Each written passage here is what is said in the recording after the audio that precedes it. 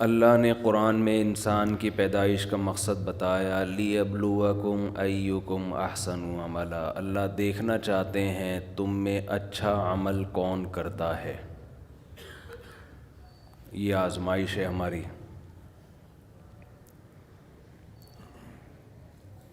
اللہ نے یہ بھی بتایا کہ پیدا کیوں کیا، اچھے عمل کے لیے۔ پھر اچھے عمل کو ڈیفائن بھی کر دیا کہ اچھے کی ڈیفینیشن کیا ہے۔ پھر اللہ نے اچھے اعمال کا محل کیا ہے، کہاں کہاں سے اچھے اعمال نکلتے ہیں۔ اس کو ہم قسمیں بھی کہہ سکتے ہیں، اچھے اعمال کی دو قسمیں بیان کر دی۔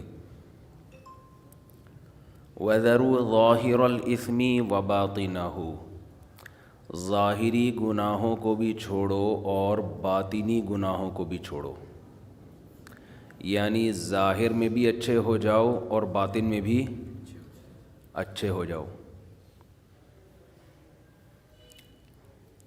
آپ کو پتہ ہے کہ اسلام میں طہارت پہ بہت زور دیا گیا ہے، صفائی پہ، طہارت پہ۔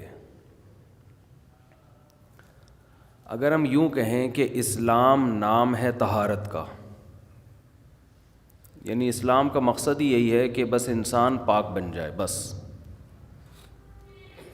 اور جو پاک بنے گا اسے اچھا کہیں گے۔ تو اگر ہم یوں اسلام کو ڈیفائن کریں تو یہ بالکل صحیح ڈیفینیشن ہے اسلام کی، کہ اسلام نام کس چیز کا ہے؟ طہارت کا۔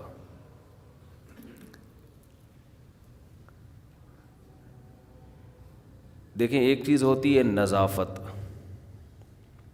نظافت کا معنی ہے نیٹ اینڈ کلین، میل کچیل نہ ہو۔ آپ کے کپڑے میلے تھے، مٹی لگی ہوئی تھی، آپ نے دھو کے صاف کر دیے، تو یہ کیا کہلائے گا؟ یہ عمل عربی میں نظافت۔ اور ایک ہے طہارت۔ طہارت عام طور پر ناپاکی سے پاک ہونا، سمجھتے ہیں؟ کس سے پاک ہونا؟ ناپاکی سے۔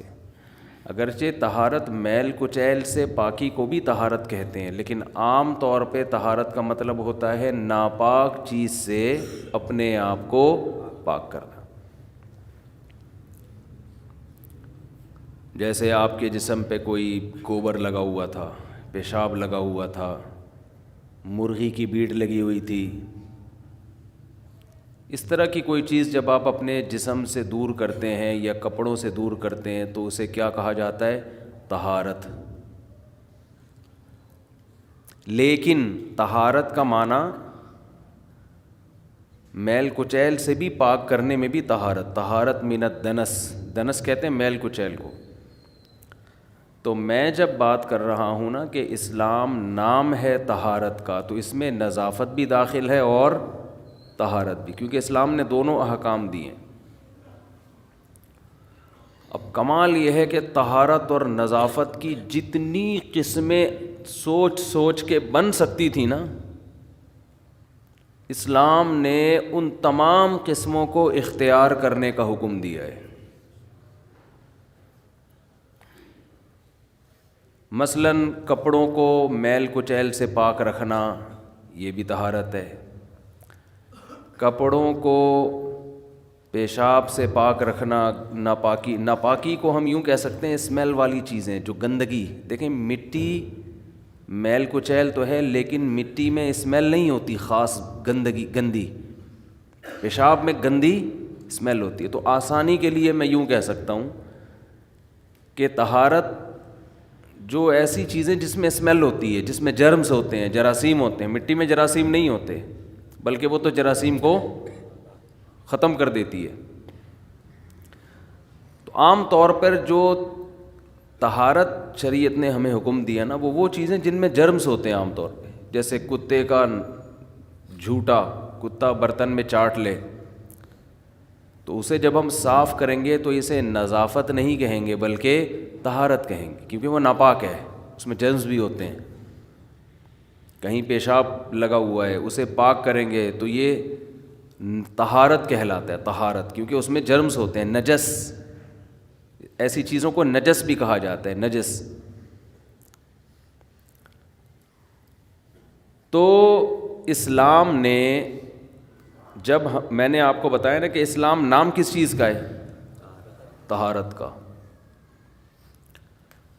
تو طہارت کی جتنی، یعنی آپ اپنے آپ کو جتنے مختلف لحاظ سے پاک صاف کر سکتے تھے، آپ نے جب کر لیا تو آپ کامل مسلم، کامل مومن کہلائیں گے اللہ کی نظر میں. ہر لحاظ سے اپنے آپ کو نیٹ اینڈ کلین کر دیں.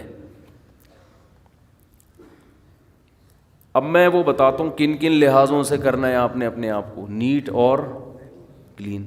ہمارے ہاں نیٹ کلین ایک ہی سمجھا جاتا ہے، بس نہا دھو کے آیا ہوا ہے اوپر سے. اب تو نہانا دھونا بھی اس میں شامل نہیں ہے.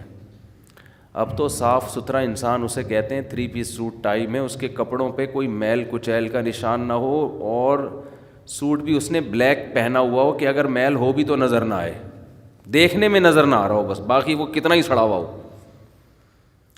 سفید کپڑوں کا رواج اب ختم ہو گیا ہے، اس لیے کہ وہ گندے ہو جاتے ہیں تو پکڑا جاتا ہے آدمی.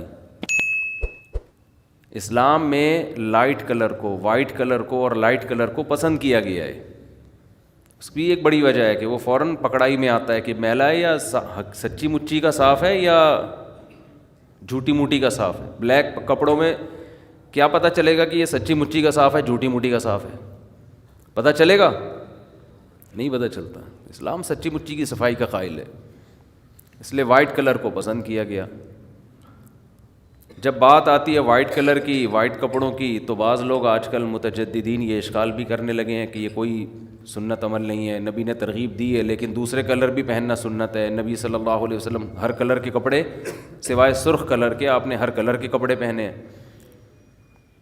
او بھائی، نبی نے جو ہر کلر کے کپڑے پہنے اس کی وجہ یہ ہے کہ وہ دور نہیں تھا کہ ہر آدمی کو سفید کپڑا میسر ہوتا. غربت کا دور تھا وہ، اس میں ایک کپڑا مل جانا بڑی بات تھی، اس میں پھر وائٹ ہی. اس لیے نبی نے جو بھی رنگ آ گیا پہن لیا، اس میں تکلف نہیں کیا ہے کہ وائٹ ہی کہیں سے لایا جائے. اس پہ جیسے نبی نے جو آ گیا کھا لیا نا سامنے، اس لیے کہ کھانا ہی نہیں ملتا تھا تو اب اتنی غربت تھی. آپ نبی صلی اللہ علیہ وسلم گھر جا کے یہ نہیں پوچھتے تھے کہ کیا پکا ہے، یہ پوچھتے تھے کہ کچھ ہے یا نہیں ہے کھانے کو. سمجھتے ہیں؟ ہم تو جا کے پوچھتے ہیں کہ آج کھانے میں کیا ہے، مطلب کی چیز ہے تو کھا لیں گے، نہیں تو چلو یار کہیں اور سے کھا لیں گے، ہوٹل پہ کھا لیں گے، پیزا منگوا لیں گے، کچھ منگوا لیں گے. وہ دور گیا جب مائیں چمٹے لے لے کے بچوں کو کھانا کھلاتی تھیں. ہماری والدہ تو جو پکا ہے تیرا باپ بھی یہی کھائے گا. وہ ونس اپون اے ٹائم. اب تو مائیں بچوں سے پوچھ کے کھلا رہی ہوتی ہیں کہ آپ کیا کھانا بھی پسند فرمائیں گے کہ نہیں. بچہ کہتا ہے یہ کھانا، تو وہ نبی صلی اللہ علیہ وسلم گھر میں تشریف لاتے تو پوچھتے کہ کیا پکا ہے. یہ نہیں پوچھتے کہ کھانا ہے یا نہیں. پکا بھی نہیں پوچھتے، کیونکہ بعض دفعہ کھجوریں ہی کھانی ہیں، وہ پکتی تھوڑی ہیں. بس جو ہے کھانے کو، چاہے پکی ہوئی چیز ہے یا کچی ہے، کھانے کو ہے تو لاؤ. امی عائشہ کہہ دیتی ہاں ہے، کھا لیتے، کہہ دیتی نہیں ہے تو روزے کی نیت کر لیتے. چلو بھائی شام تک ویسے ہی نہیں ہے تو ثواب کیوں ضائع کیا جائے، بھائی نیت کر لو روزے کی، آج روزہ ہے ہمارا. تو جیسے نبی کا کھانے کے بارے میں معمول تھا نا کہ مل گیا تو شکر ادا کرو، تو ایسے ہی کپڑے میں بھی یہی تھا کہ جو کلر مل گیا پہن لو. اس سفید کا تکلف یہ بھی نہیں کیا. لیکن جب لوگوں کے حالات اچھے ہو گئے، معاشی ترقی ہو گئی ہے، اب جب کھانے میں تکلف کیا جاتا ہے کہ یہ کھاؤں گا یہ نہیں کھاؤں گا، حالانکہ وہ سنت نہیں ہے، تو کپڑے میں تکلف میں کیا حرج ہے؟ کیونکہ اس میں تو آپ نے حکم دیا البسو ان من احسن ثیابکم البیض او کما قال صلی اللہ علیہ وسلم، تمہارے کپڑوں میں سب سے اچھے سفید ہیں. تو اس لیے بہتر یہ ہے، میں کوئی فرض واجب نہیں قرار دے رہا، بہتر یہی ہے کہ رنگ میں کون سا کلر استعمال کریں، مرد وائٹ کلر استعمال کریں، افضل ہے. یہ نبی نے ترغیب دی ہے، اور نبی نے کیوں ہر طرح کے پہنے اس کی وجہ بیان کر دی. آپ کچھ دن وائٹ کپڑے پہنے، میرے بھی آف وائٹ ہیں، وائٹ نہیں ہیں، لیکن آپ کچھ دن وائٹ کپڑے پہنے، مزہ نہ آئے پیسے واپس. آپ کو کلر والے کپڑوں سے الجھن شروع ہو جائے گی، اتنا انسان کو طہارت نورانیت محسوس ہوتی ہے سفید کپڑوں میں، اور صاف رہنے کی عادت پڑنی شروع ہو جائے گی آپ کو، اس لیے کہ وائٹ کپڑے آپ میلے کر نہیں سکتے، وہ کریں گے پکڑے جائیں گے نا. ہر آدمی چاہ رہا ہے میں کروں سب کچھ، پکڑا نہ جاؤں میں مسئلہ سارا ہی ہے، دیکھنے میں صاف ستھرا لگوں میں. ہاں کبھی سفر میں ہے، جنگل میں ہے، صحراؤں میں ہے، وہاں پھر سفید کپڑوں کو صاف رکھنا بہت مشکل ہوتا ہے، وہاں بار بار دھونا کے تکلف، تو یعنی کام کا ڈریس آپ کا وہ سفید نہ ہو. لیکن نارملی افضل یہ ہے، نبی صلی اللہ علیہ وسلم نے ترغیب دی ہے کہ کون سا لباس پہنا جائے؟ سفید. یہاں تک فرمایا کہ مردوں کو بھی کس میں دفناؤ؟ سفید میں. حالانکہ مردہ تو اب ہماری نظروں سے اوجھل ہو رہا ہے، لیکن جب تک ہمارے سامنے وائٹ کر کے بھیجیں گے ہم اس کو. سمجھتے ہو کہ نہیں سمجھتے؟ تو یہ جو اسلام نے وائٹ کا حکم دیا، اس کی بیس کیا ہے؟ صفائی. اس کی بیس کیا ہے؟ اسلام صفائی پہ بہت حریص ہے. تو میں یہ عرض کر رہا تھا کہ صفائی کی جتنی، جس کو ہم طہارت یا نظافت، میں نے بتایا طہارت سے مراد نظافت بھی اس میں داخل ہے، تو جتنی قسمیں صفائی کی ہو، اب ہم طہارت مشکل لفظ ہے، اردو کا لفظ صفائی استعمال کرتے ہیں تاکہ آسانی سے سمجھ میں آئے بات. اپنے آپ کو کلین کرنے کی جتنی قسمیں تھیں نا، اسلام نے حکم دیا ان تمام لحاظ سے اپنے آپ کو صاف رکھو، نیٹ اور کلین ہو جاؤ.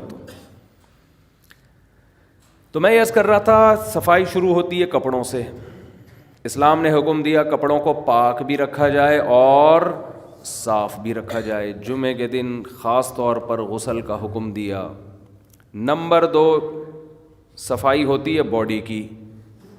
باڈی کو اسلام نے صاف رکھنے کا حکم. یہ نیت کر لیں ہم رکھیں گے، ایسا نہیں ہے کہ یہ صرف نالج کے لیے ایک بیان چل رہا ہے. اور اس میں بھی اسلام نے دوسرے قوموں سے امتیازی احکام دیے ہیں ہمیں. زیر ناف بالوں کی صفائی کا حکم دیا، بغلوں کے بالوں کی صفائی کا حکم. کو رکھو نہیں، یہ بال رکھنے کی چیز نہیں ہے.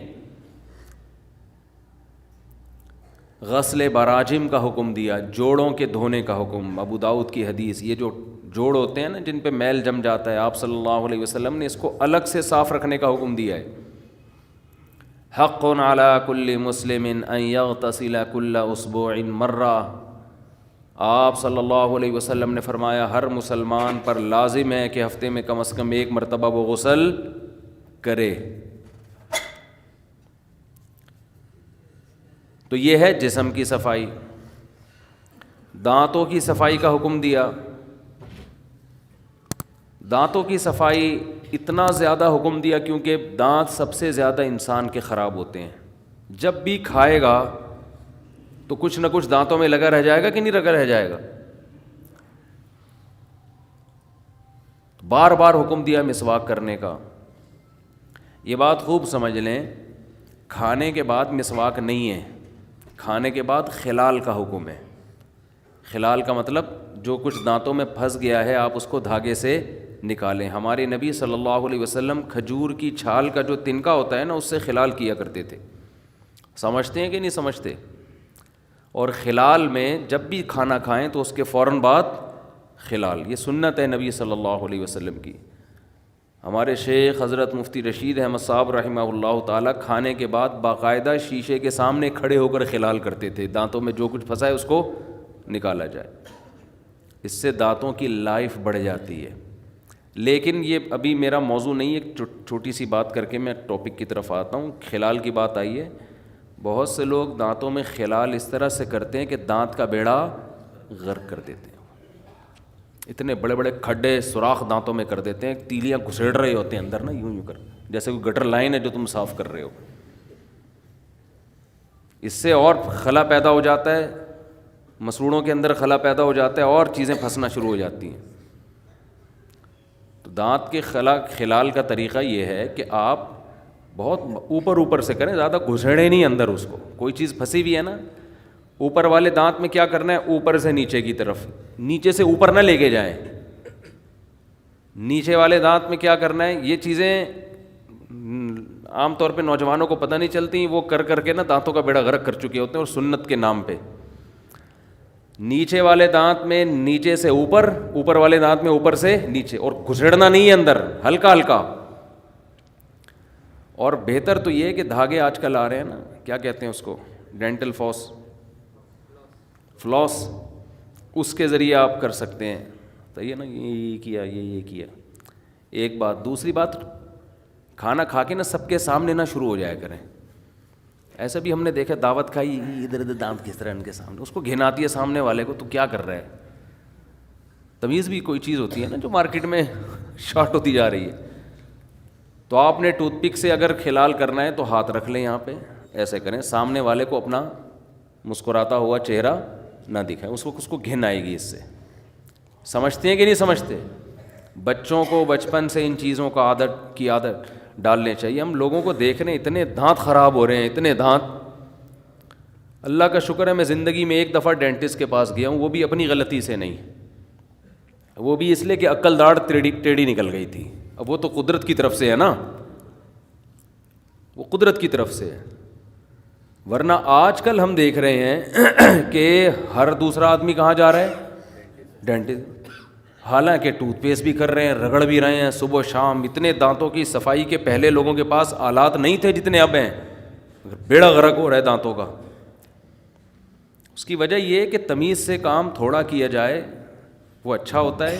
بغیر تمیز کے صبح شام رگڑتے رہو گے، تیزاب سے بھی گلیاں کرتے رہو گے، فائدہ نہیں ہوگا. سمجھتے ہو کہ نہیں سمجھتے؟ تو آپ نے ایک تو نیم کی مسواک استعمال کریں. نیم کی مسواک بہت بہترین چیز ہے دانتوں کے لیے. کوئی ٹوتھ پیسٹ، ٹوتھ برش نیم کی مسواک کا متبادل نہیں ہے. اور ایسے کیا کریں کہ یہ جو مسواک، کراچی میں نیم بہت اعلیٰ کوالٹی کا ہے، ورنہ بعض جگہوں پہ نیم میں وہ کڑواہٹ نہیں ہوتی.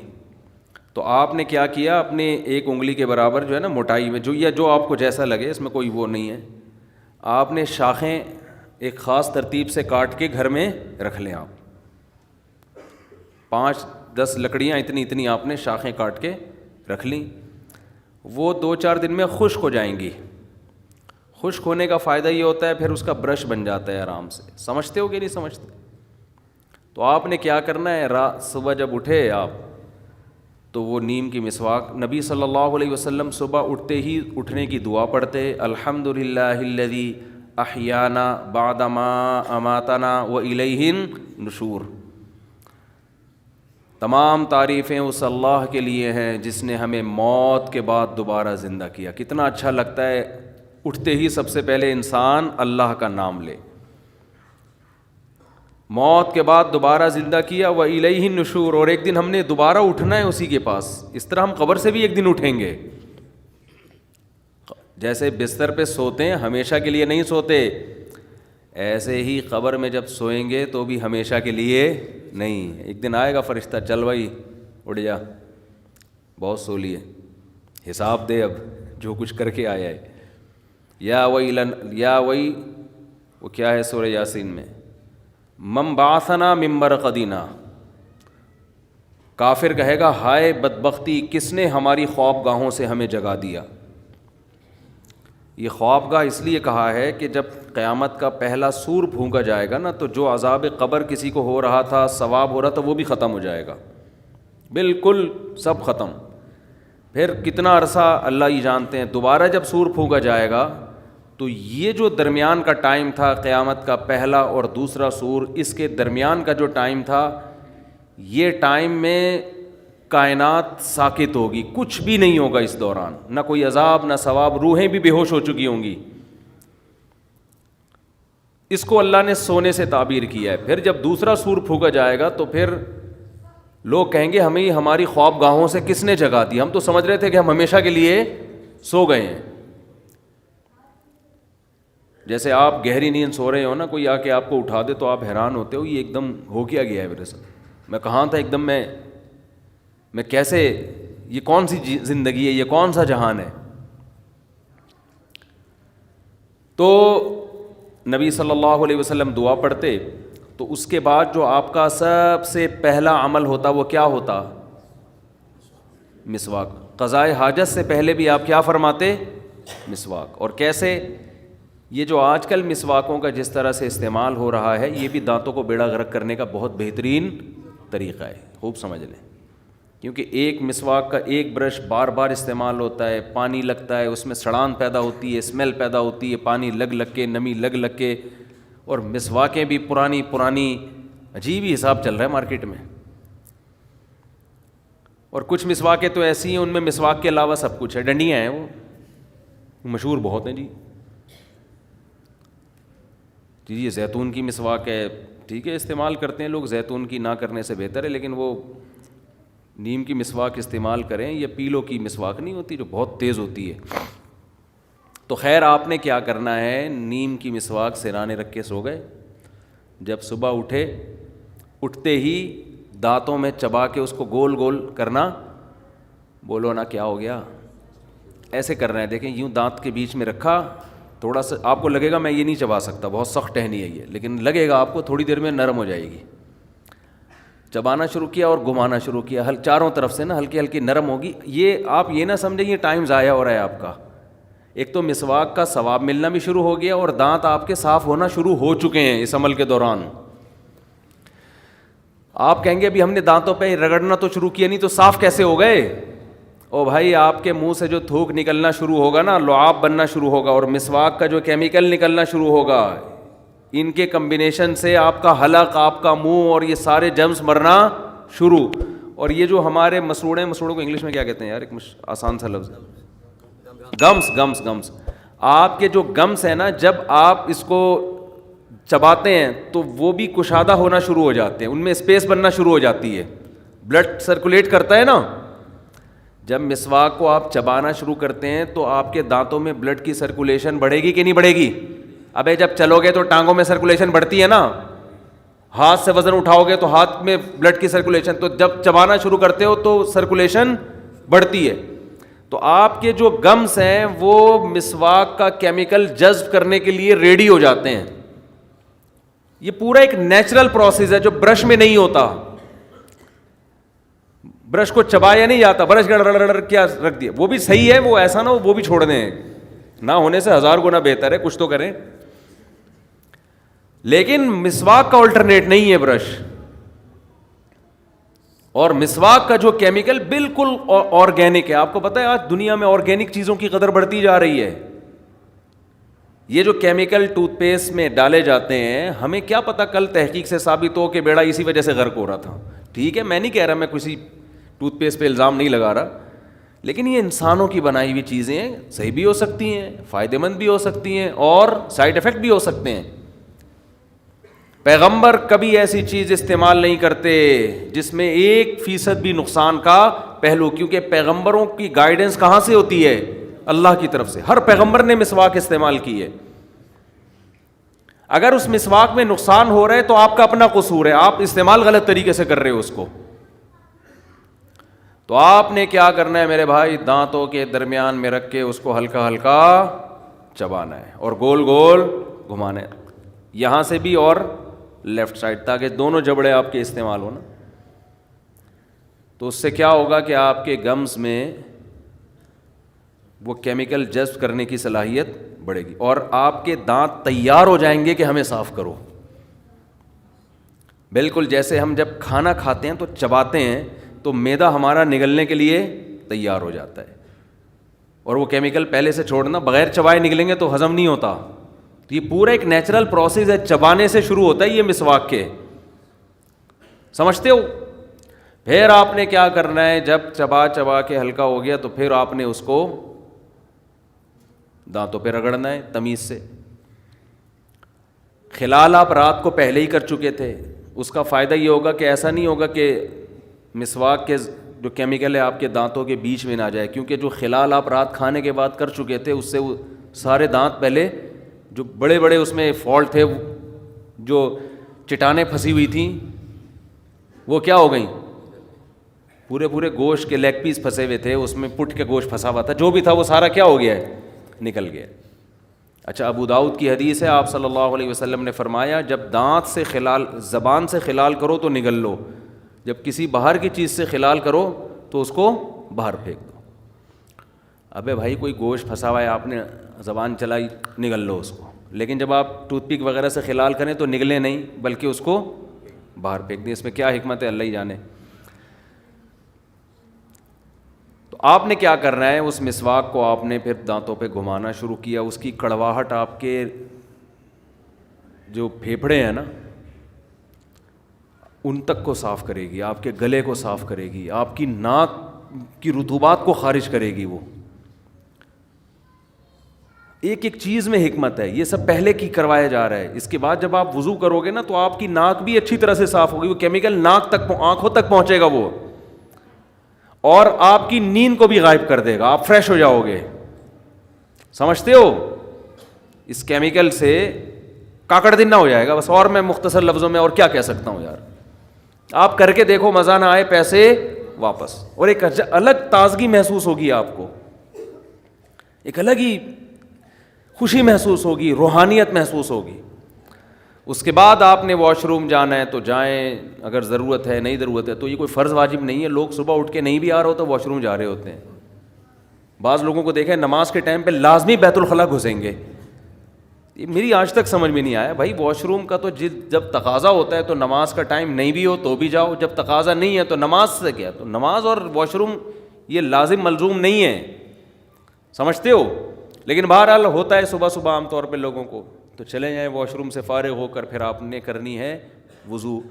اور نبی صلی اللہ علیہ وسلم نے خاص طور پہ صبح کے وقت کے بارے میں فرمایا کہ شیطان آپ کی ناک کے نتنوں کے اندر ٹھکانہ بنا کے رات کو بیٹھتا ہے. حدیث کے الفاظ ہیں.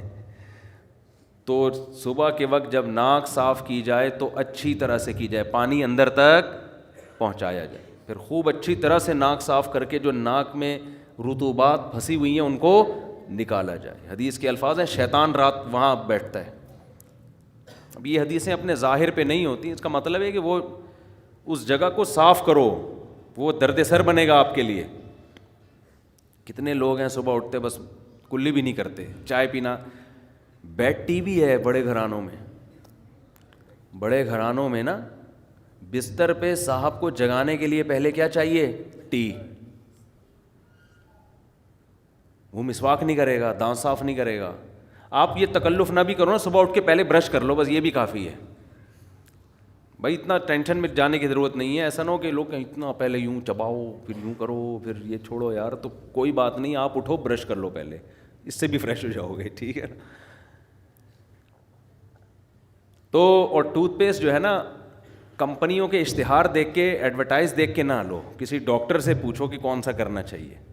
ہمارے ہاں چیزیں خریدی جاتی ہیں ایڈورٹائز دیکھ کے کہ کس کا ایڈورٹائز زیادہ آ رہا ہے. حالانکہ عین ممکن ہے جس چیز کو ایڈورٹائز زیادہ آ رہا ہے وہ سب سے زیادہ نقصان دہ وہ اسی وجہ سے ایڈورٹائز. اور پہلے ڈاکٹر کے اپنے دانت بھی دیکھ لو, ہاں, کہ اگر آپ کو اتنا دانتوں کا پتہ ہے تو اپنے کیوں ایسے خراب ہوئے ہیں آپ کے. اگر وہ کوئی معقول عذر بتاتا ہے بھائی قدرت کی طرف سے بھی بعض لوگوں کے ہوتے ہیں تو ایک الگ بات ہے, وہ تو پھر اللہ کی طرف سے ہے نا. ہمارے ایک جاننے والے حکیم تھے, انتقال ہو گیا, اللہ مغفرت فرمائے. انتقال بھی 100 سال کے بعد جا کے ہوا ہے. حکیموں کی عمریں بڑی لمبی ہوتی ہیں.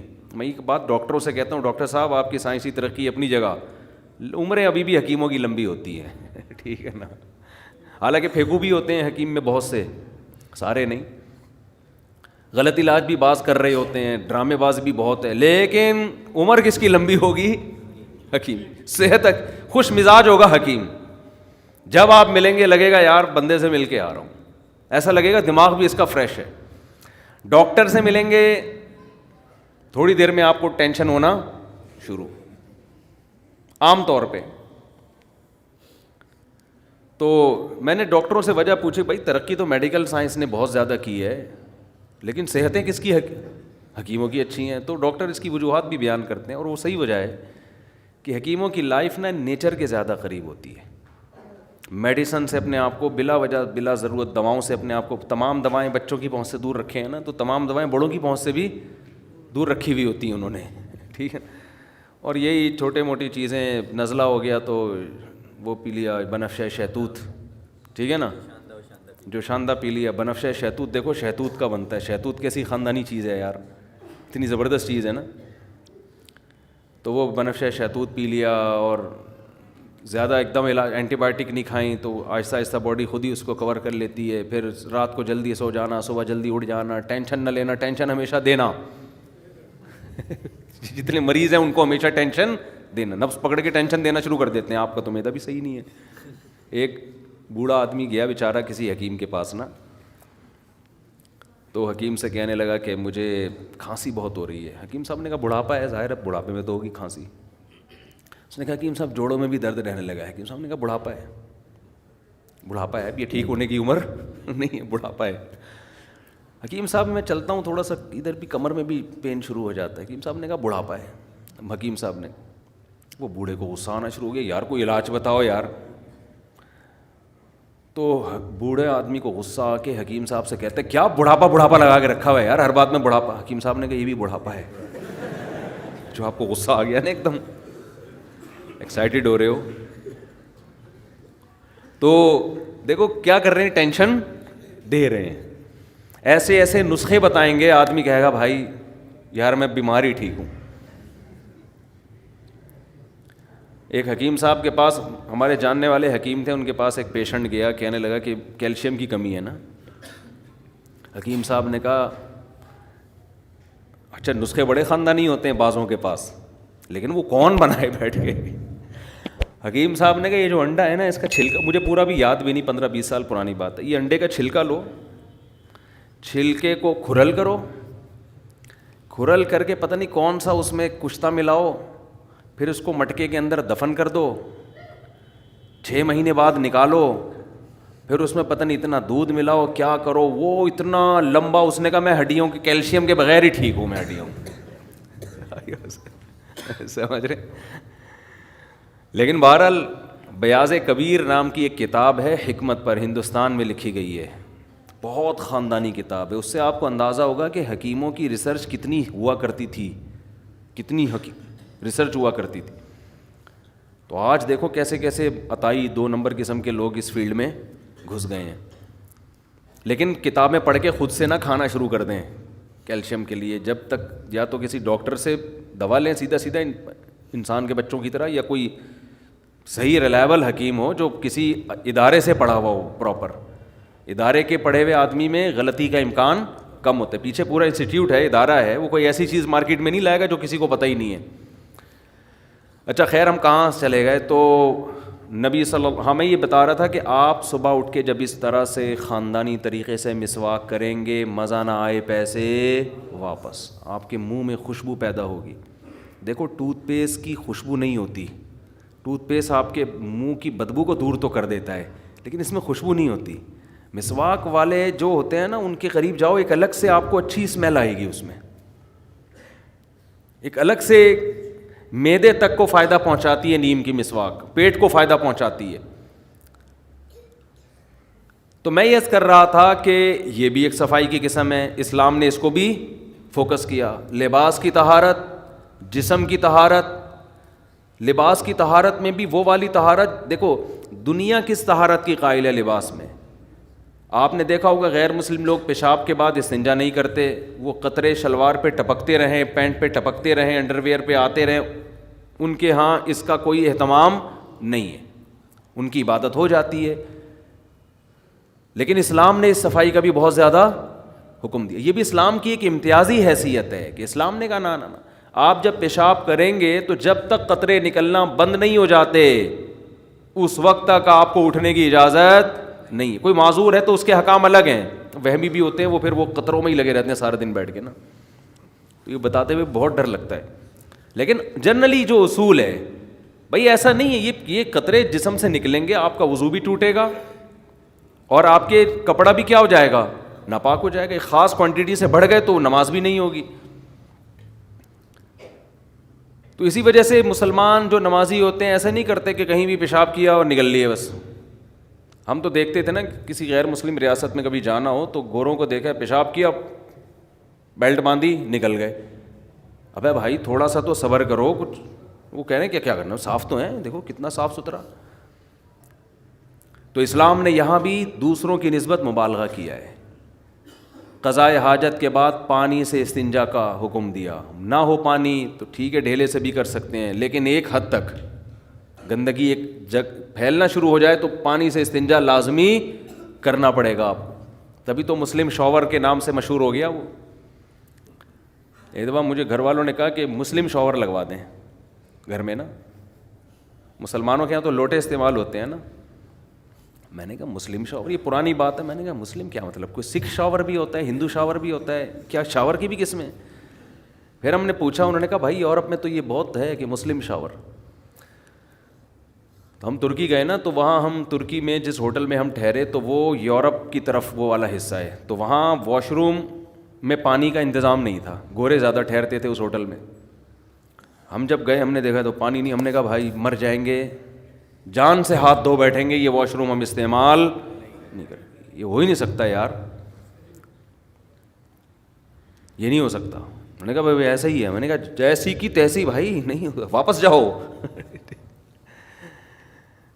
تو میرا مقصد کسی قوم کا مذاق اڑانا نہیں ہے. میرا مقصد یہ ہے کہ یہ جو مسلمانوں میں یہ چیز آئی ہے, کیا ہے وجہ, کیا ہے؟ طہارت من النجاسات, نجاست سے طہارت ایک الگ کانسیپٹ اسلام نے دیا ہے کہ صرف نیٹ کلین نہیں ہونا آپ نے, وہ چیزیں جو جرمز کا ذریعہ بنتی ہیں ان سے بھی اپنے آپ کو پاک رکھنا ہے. یہاں بھی مبالغے کا حکم دیا.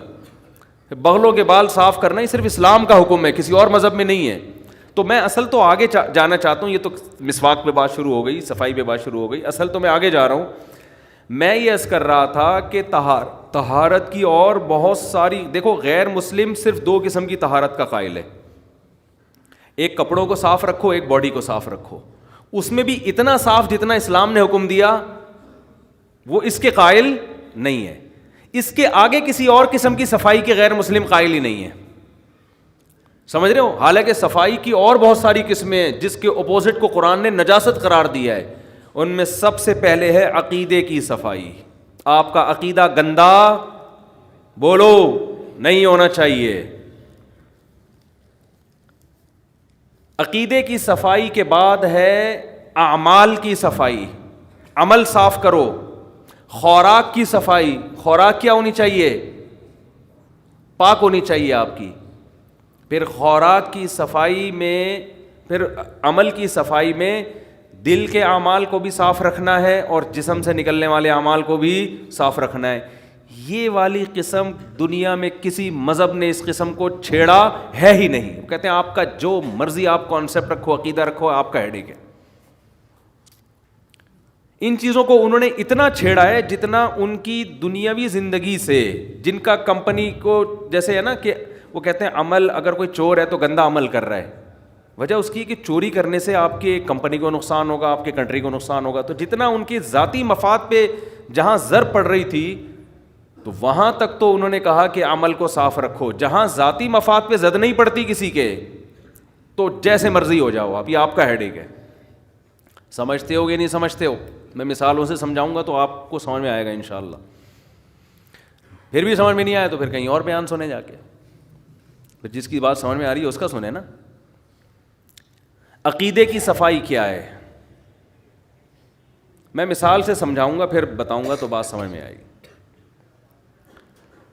آپ کے ایک ابو ہیں, قطب الدین ان کا نام ہے. میں ستار وسیم کی جان چھوڑ کے اب قطب الدین پہ آ گیا ہوں, جو نام ہوتا ہی نہیں نا عام طور پہ. قطب الدین ان کا, کیونکہ ہمارے بھی اپنے کچھ ریلیٹیو ستار بھائی نکلے ہیں. ابا آپ کے, ان کا نام کیا ہے؟ سبکتگین. اور مشکل کر دو نا تاکہ کسی کا ہو ہی نہیں. سبکتگین صاحب ہیں. ان ابا نے آپ کی خدمت کی, آپ کو پڑھایا لکھایا, ہر جگہ دعوتوں میں محفلوں میں اپنے ساتھ لے کے جاتے, تعارف کرواتے, یہ میرا بیٹا ہے. نادرہ میں بھی نام انہی کا ڈلا ہوا ہے, سب کو پتہ ہے دلائل کی دنیا میں یہ ابا ہیں, سبکتگین صاحب اس کے ابا ہیں. ایک دن آپ نے اپنے ابا سے کہا, ابا میں ابھی تک کنفیوژن میں ہوں کہ آپ بھی میرے ابا ہیں اور شاید وہ والے بھی ابا ہیں.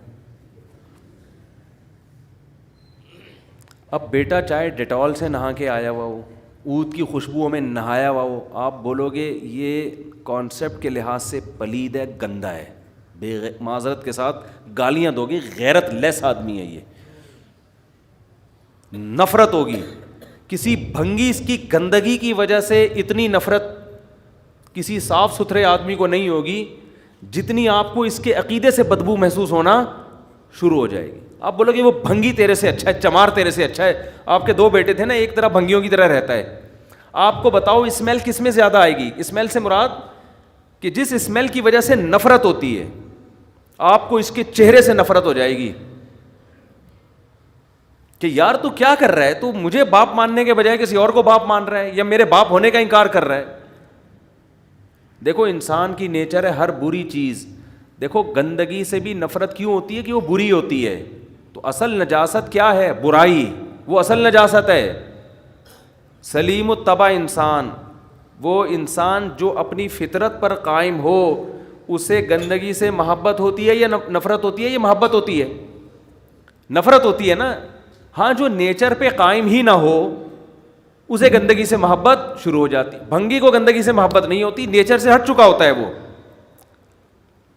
سمجھ میں آ رہی بات کہ نہیں آ رہی ہے؟ لیکن ایک نارمل آدمی کو ہمیشہ گندگی اور اسمیل بدبو سے کیا ہوگی؟ نفرت. تو یاد رکھو جو آدمی اپنی فطرت پہ قائم ہے اسے برائی سے محبت نہیں ہوتی, برائی سے نفرت, اور برے آدمی سے بھی نفرت. برے آدمی سے بھی اس کا دل اس کی طرف مائل نہیں ہوگا. جب پتہ چلے گا نا یہ آدمی ایسا ہے, چور ہے, تو ایک انسان کی طبیعت اس کی طرف سے کھنچتی ہے. دیکھو جب ہم کسی کی تعریفیں سنتے ہیں, یار یہ ایماندار آدمی ہے, یہ کبھی جھوٹ نہیں بولتا, ایک دم جذبات آتے ہیں نا, اس کی طرف طبیعت مائل ہوتی ہے کہ میں بھی جا کے حضرت جی سے کہ ہاتھ چوموں, حضرت جی سے گلے ملوں, اتنے اچھے ہیں. یہ انسان کی نیچر ہے, چاہے گورا ہو, کافر ہو, مسلم ہو, سب کی نیچر ہے یہ. تو اصل میں انسان کی نیچر یہ ہے کہ اسے گندگی سے نفرت ہوتی ہے. برائی سے نفرت ہونا اس کی علامت ہے کہ برائی بھی کیا ہے؟ ایک گندگی ہے, میل ہے, مانوی لحاظ سے میل ہے. یہ نظر نہیں آتا, محسوس ہوتا ہے.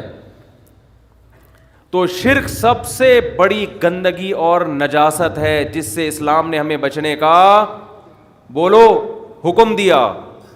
لیکن دنیا میں اس نجاست پر نہ بیانات ہوتے ہیں, نہ اس نجاست سے اس دنیا میں انسانوں کو بچانے کی کوشش کی جاتی ہے. قرآن کہہ رہا ہے انما المشرکون نجس, مشرک نجس ہیں, نجس. فلا یقربوا المسجد الحرام, ان کو مسجد حرام کے قریب بھی پھٹکنے مت دو. تو یہ بھی بھائی ایک طہارت ہے کہ آپ اپنے نظریات کو شرک کی گندگی سے پاک رکھیں. اور یہ